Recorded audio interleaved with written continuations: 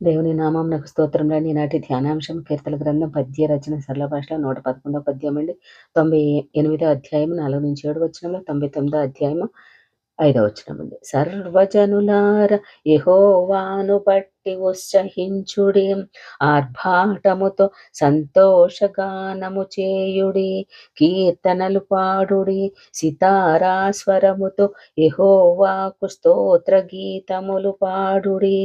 సితారా తీసుకొని సంగీత స్వరముతో గానము చేయుడి, బూరలతోను కొమ్ముల నాదముతోను రాజైన యెహోవా సన్నిధిని సంతోషధ్వని చేయుడి.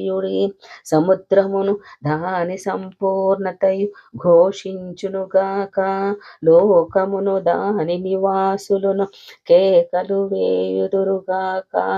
యెహోవాను సంతోషముతో ఘనపరచుడి.